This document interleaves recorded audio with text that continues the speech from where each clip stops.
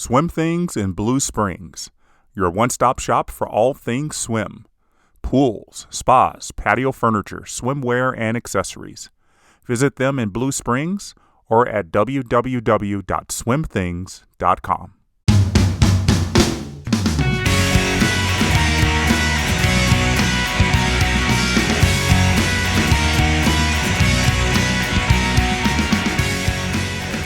He is the 2008 silver medalist in the 100 butterfly, the 2009 world champion in the 50 butterfly, and a former world record holder in the 100 butterfly. He's now head coach of King Aquatic Club in Seattle, and it is our great honor and pleasure to welcome Milorad Cavic to the show. Milorad, so good to see you. How are you doing? I'm really good, and thank you for asking. And you guys keep saying this, the name, The Journey, and I'm just thinking that song, don't stop believing. and I think that song, it has a lot to do with the themes of this, this podcast, or this idea, the journey, and believing throughout the whole thing. Yeah, if you keep believing, a lot of great things happen, and I'm sure that's kind of what you did throughout your whole career. And obviously, everybody knows you for that big race at the Beijing Olympics in 2008, the 100 butterfly, where, as we said, you won the silver medal. And I remember a lot of talk, even before the Olympics, was all about Michael Phelps and Milorad Cavic and the 100 butterfly. And then I think the whole world kind of came to a standstill to watch that one race. We all know that race really well. I know it plays over in your head a lot of times, but I would be curious to know, what was your journey in the 24 hours between the semifinals, where you qualified first, to actually stepping up on the blocks for the final? For those of you that are old enough to kind of remember this, and 12 years has gone by after all, the Olympics, there was a change that year for that Olympics, and the big change was that they would have the finals in the morning, and prelims would be at night. So semis and finals would be in the mornings, and what that required was that all athletes would kind of rearrange their sleep cycles and when they would be ready.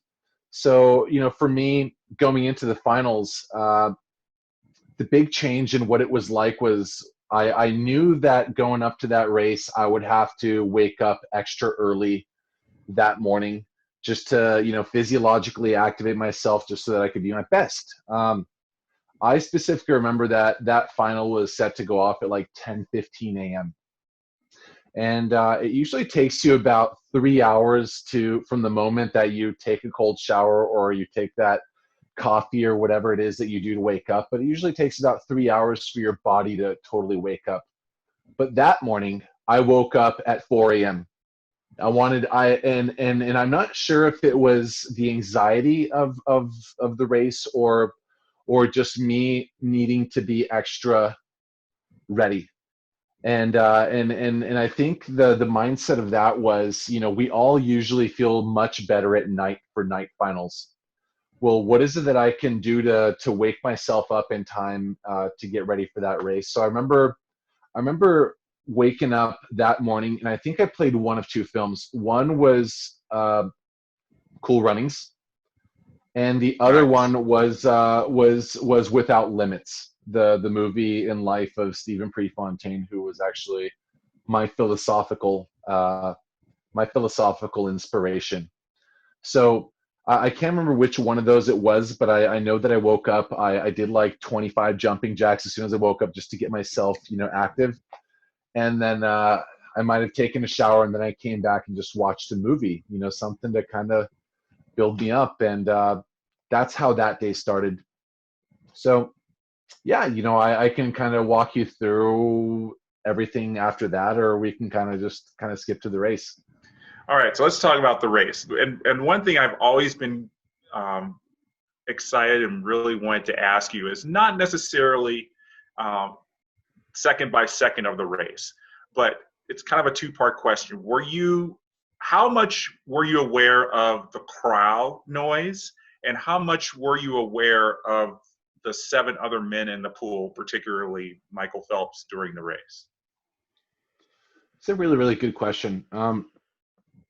I think at some point, a lot of swimmers, especially when they become pros, they become philosophers in some way. And for me, I was always a mental game kind of guy. Uh, you know, I remember this one quote from Devil's Advocate with Al Pacino and Keanu Reeves, and I think there was one part in that movie where somebody said, "What do you do when the devil smiles at a man?" And I remember this being so important to me because I used it, and the answer is a man smiles back. And for me, I kind of use that as a moment to, is a motivation going into that race, thinking like, here I got to attack, because if I give the competition a moment to, to respond or to strike back, that is where the tables can turn. Going up to that race, Jeff, you're stepping up with the block and you hear everybody, but one thing that you notice as early as the call room is how thick the air gets. And boy, that air, it almost feels syrup compared to air. Like it's just that thick. And when you're breathing it in, like, you feel your lungs expand. And then when you breathe out, you feel it come out. And I think in those moments, sort of like in the movies with some films, you hear your heartbeat. And for me, this was kind of the moment I've been dreaming about for a very, very long time. A lot of us get into swimming, just wanting to have fun. Along the way, you start setting some goals. Well, when these goals started getting pretty serious, I decided I wanted to be Olympic champion someday. And for most people, Jeff, a lot of people don't get a second chance. I knew at that moment that I was in the prime of my career, and that if it was going to happen, that was as good a time as ever. And it's one of those do or die moments. You either do it now or never. And when you're there, in my mind, going back to that quote, what do you do when the devil smiles at a man? I just thought to myself, I'm not going to quit. This is going to be my moment to attack, and it doesn't matter what everyone else is going to do. I know what I'm going to do, and that's all I can control. So, the gravity is great because it's the moment that everybody at that level dreams of, and yeah, at that point, that you've earned the right to be there, and that you're amongst them. And at this point, you think, well, if the pressure has a good chance of breaking some of the athletes in this race, but today it's not going to break me. And I just thought to myself, I got to just attack. So, going into this race, I knew that Michael was the guy to beat. I'm somebody who, even throughout training, if I ever wanted to challenge somebody, I'd call him out. Whether it was one of my training partners, George, or anybody else, to be like, George, let's get up and do this, and in that spirit, whenever I went into this race, I'd either call someone out or I'd focus on that person, and I'd use that to kind of motivate me to get through this moment. Is it going to be me, or is it going to be him? So yeah, it's heavy, but when you're ready, you're ready. I just have to ask, like, what were you thinking on that back half? Because you, at the turn, I'm sure you could feel that you were ahead, but like, what were you thinking then? Like, you were going to win. Like, what were you thinking? Yeah. So Molly, you're an athlete from what I heard. And, at some point you do something enough to where your body just kind of takes over and does its own thing. And for a lot of us, we just kind of go into this cruise control or autopilot where, it's almost as if you're just letting your body do what it does without entirely too much thought. I race my races a lot like most sprinters do. We go out hard. and whatever's left. And that was something that I learned from Stephen Prefontaine. You know, he could never allow himself to hang back and you know, strategize in that sense. I think a lot of athletes like myself, sprinters at least, they race in the same way. They just go for it, not all out, but really go for it. And when you turn first at the wall at the 50 and you're coming home, you know that it's yours to lose. So you know, coming home, you know, it isn't until really the, you know, the adrenaline's going, but it isn't until, of course, the last 15 to 20 meters when it really starts to hurt. And the way I've always been was I would run myself into the ground so hard that my head would start hurting. You know, the first thing to go are your arms, and then your legs, and then your head starts to hurt. And you know, like you're just, very often, even to this day, you see a lot of athletes and like in the final meters, they're looking around. They're just like, oh my gosh, like when's this ball gonna come? And yeah, you know, it's one of those moments to where you know that painful moment's gonna come, and how are you gonna deal with it? You know, what's your character like? You've been preparing for this, and you know, when your legs and arms give up, like what kind of protocols do you have to employ in your stroke? What changes do you have to make to kind of get through it? So, you know, it's a combination of adrenaline and in excruciating pain. Well, that's butterfly anyway, to me at least. To me at least. All these years later, you know, you're right now you're the third fastest ever in history in the 100 butterfly. I would say fourth. Yeah. You would say fourth. Okay. I would say fourth because Ian Crocker's 50.4 in 2004 is the fastest 100 fly I think I'd ever seen before Dressel went 49.5, right? You know, other than that, you know, 50.40 in 2004 in a leg suit. Yeah, that's I'm gonna give him that. Yes, I agree. That I remember that race. It is still one of the top 10 races I've ever been able to see. I agree with you. Beautiful. Well, that was your third Olympics. You swam in 2000, 2004 with kind of really no fanfare. You know, you were just another guy representing Serbia swimming at the Olympics, and then 2008 you got your big moment to shine, and you came back in 2012, made the Olympic final. Not many people get that opportunity to make 4 Olympics. When you were just starting out as a swimmer, very young, growing up in Southern California, at what point did you start to think, I want to be an Olympian? I think at the age of 12 or 13, I started to play with the idea, because I very quickly, around like the age of 11 or 12, I started wanting to race kids that were in the next age group. You know, I was beating the ones in my age group, wanted to race the ones in the next age group. I think a lot of kids nowadays, they fear aging up just because their champs cuts or whatever time standards that they have. They're probably not fast enough for the next age group. But, you know, when I turned 13, I was already in the finals with all of my peers. And I think at the age of 13 or 14, I started swimming in senior level races at meets like the Grand Challenge in Irvine. So, you know, little by little, you start seeing these big names in the local meets that you're in, and you're racing them, and you're like, you know what, like these guys have at least 6, 7, 8 years on me, and look at me, I'm racing with them. Well, maybe when I'm their age, you know, I'll be in a much different place, you know. So little things start to, you know, pop up, and these ideas of like, man, like I think I can hang with these guys. Yeah, so I think around like 13-ish started dreaming. Interesting. And as I said, you grew up in Southern California. Your parents immigrated to the United States from Serbia. Did your parents, being Serbian and having that Eastern European background from them, influence your swimming career growing up? Yeah.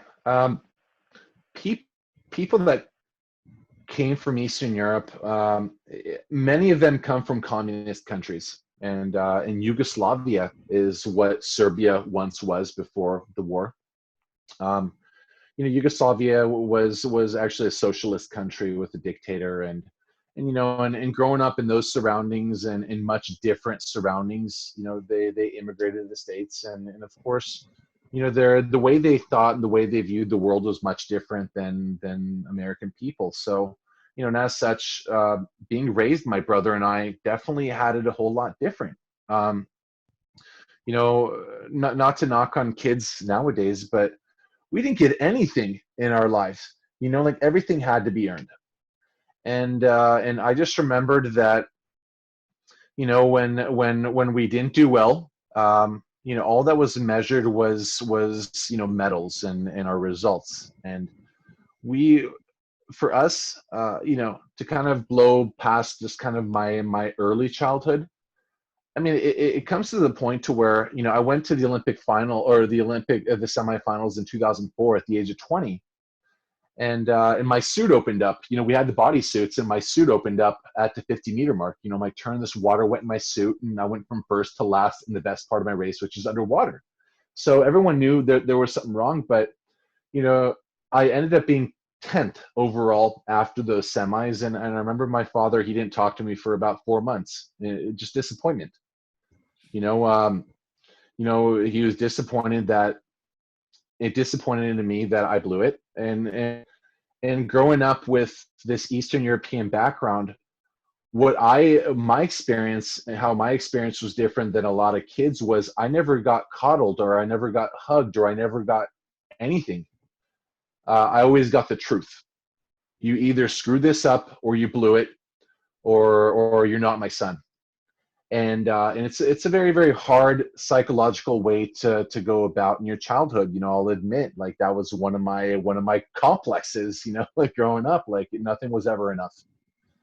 And I wouldn't recommend it to any parents listening, but a lot of people such as Tiger Woods, Andre Agassi, back then the tennis player, their fathers had filmed biographies, and that's how they spoke, how they raised their children. And likewise, my father, he took a play out of their playbook, and that's how I was raised. It was hard. It was hard. So, growing up, I felt like my experience was a whole lot different. There's the carrot and then there's a stick. I kind of felt like we got the stick most times. It wasn't ever a physical stick, but it was a stick in every other sense of that term. So, when I would race, I for the longest time I would race thinking, hey, this is what I want. I need to do just enough just to make this man happy, and it was never enough. So, growing up, I didn't much like swimming all up until I was able to leave home and go to college, and then finally kind of swim for myself. So yeah. A tough upbringing, but in hindsight and looking at my career, nobody can necessarily say that he was wrong, right? And that kind of bugs me. So with this certain upbringing, and you've mentioned Stephen Prefontaine many times, did you have any other idols or any other people you kind of looked up to when you were that age, like when you're going through that time? Hey, that's a really good question. Growing up, my idols were, early on, my earliest swimming idols were Alex Popov. And I was too young to really know who he was. But one thing that you could see from an airplane, you can just see how clean and how smooth his stroke, just the efficiency, like the big kick. And I always just kind of thought, like, this guy, this guy is different. I want to swim like them. I want to swim like him. I want to plant my hand and have no bubbles carried with my hand as it enters the water. I mean, I thought about that a lot, later on, because as I grew more into a butterflyer, I started really admiring Michael Klim. And, just watching him race, I remember this guy, he was with Alex Popov's coach, Gennady. And I remember he was the first guy to ever implement a dolphin kick in the last 15 meters of his 100 freestyle race. So I started doing everything that this guy was doing. And a lot of the reasons why he started to implement these butterfly kicks instead of the freestyle kick in this 100 freestyle, especially at the end, was just to kind of drive that arm forward with every catch as you started getting tired. So I would say that it was definitely Popov and Klim growing up. Can't beat those. Those are really big idols.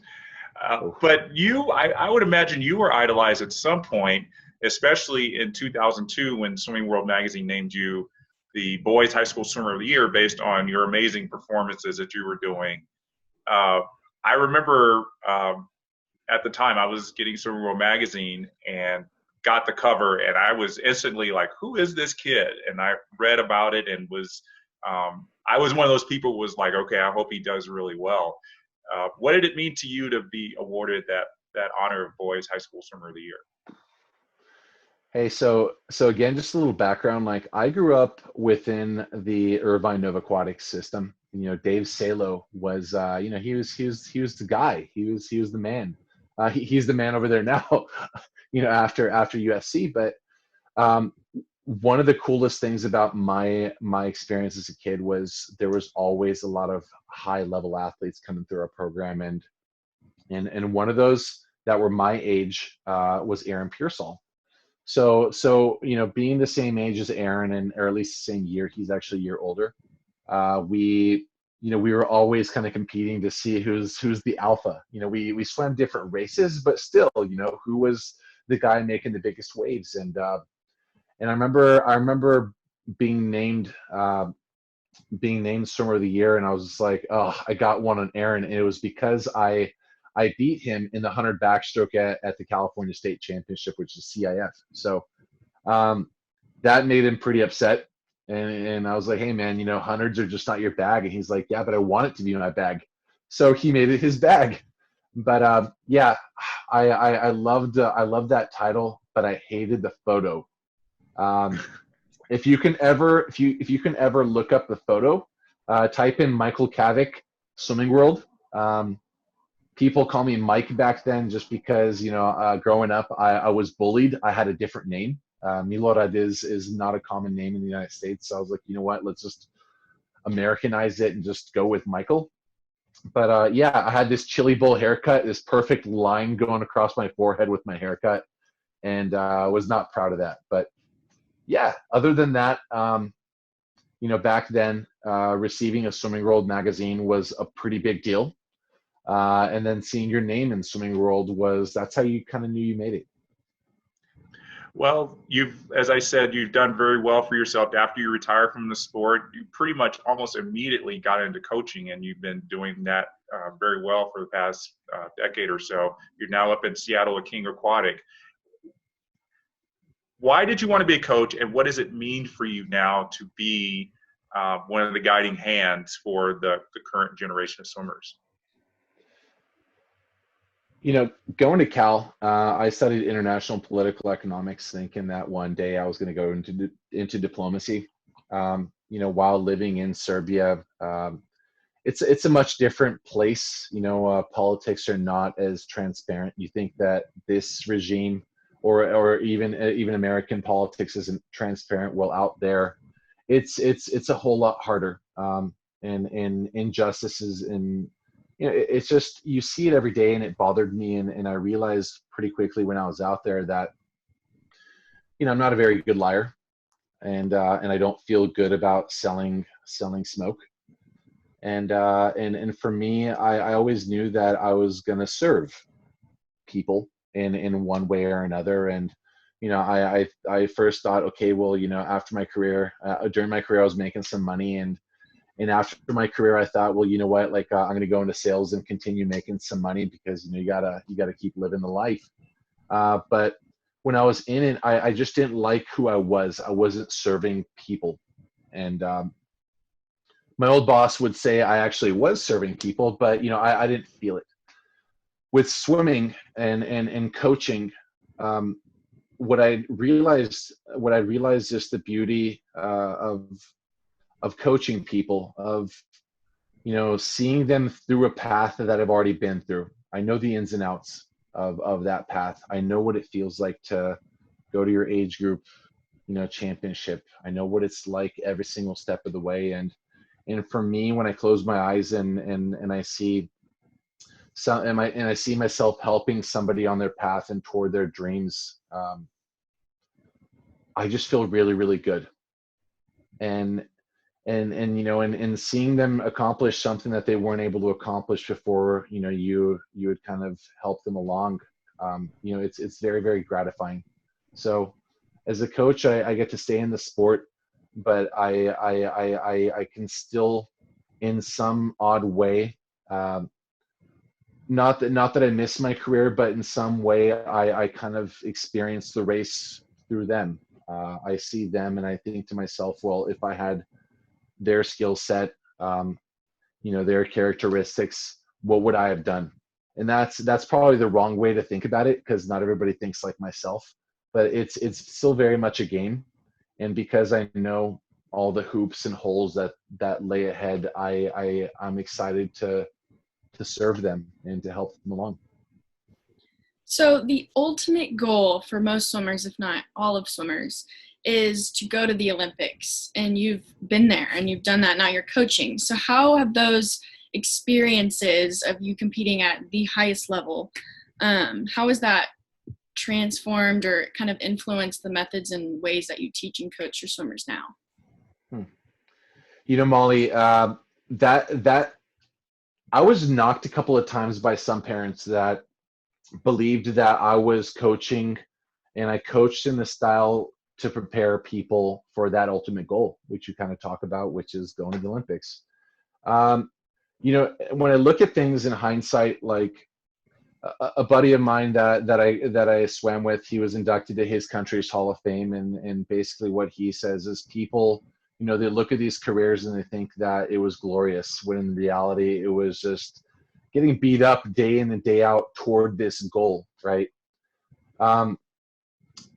When I coach my athletes, and what this parent was thinking was, that was kind of criticizing for, is I never once told anybody that the ultimate goal is the Olympics. My ultimate goal was to go to the Olympics, but for other people, it's not everybody's goal, because different people have different aspirations. People would like to go to the Olympics, but not everybody is ready or prepared to pay that price. And that price is sacrifice, sacrificing, hanging out with your friends, sacrificing sometimes family time, not going to church sometimes, it's different sacrifices. So a lot of people, they talk about, they talk about what it is that they want. And with my athletes, I kind of start with that. It's like, well, what would you like? And very often, more often than not, I hear a lot of people saying, I want to go to Stanford. I want to go to Cal. It's like, well, okay, that's what everybody says. But let's look at what the athletes that are going to Cal, or going to a Stanford, or going to whatever school, what is it that they're doing? And are you ready to pay that price, or to do what they're doing so that you can get there? And it kind of gets people to sit back sometimes and think, like, I don't like to do morning workouts. Well, you know what? Sometimes, doing morning workouts or stretching before and after practice, it's just what you got to do. So, in coaching my athletes, I just kind of like to sit back and, we form a group goal and a team goal, but mostly a group goal. And those are the goals of the group. But then individually, I kind of talk to them. It's like, well, what is the hero of your story going to say? What is it that people want to remember you, John? What is it that people want to remember you, Isaac, about? And we kind of start from there, and we work backwards. What is it you want? And then we kind of build out a plan, like, well, what do you think that you need to do to get to this point? And once they kind of write that out, I'm like, well, I can tell you that the athletes accomplishing these goals are probably doing X, whatever you said, plus X, Y, and Z. So I never make it about going to the Olympics, but becoming the best you can be, just because I think that this sport, Molly, it's a sport, but more importantly, what very few people realize, until the end, is that this sport, it's a teacher. You fall, or you make a mistake, or you don't make that cut, and you can look at it as a disappointment, or you can look at it as an opportunity to kind of like, well, what do I need to do better? But to do this better, I need to evolve. how much are you willing to evolve? That is kind of the big question, right? Yeah, you're absolutely right. And these are some lucky kids to have you as their coach. I can tell you that. Very, Well, very lucky kids. it depends who you ask. Right? Probably right. Yeah. Well, Milo, it's been an absolute pleasure learning more about your journey. Thank you so much for joining us today, and best of luck with everything that continues forward with you on your path. Hey, thank you, Jeff and Molly. Have a wonderful day and good luck. Yeah, have a good one. Thank you so much. No problem. And we Bye-bye. just want to thank you all for joining us. And just one quick reminder, the journey is just as fun as the destination.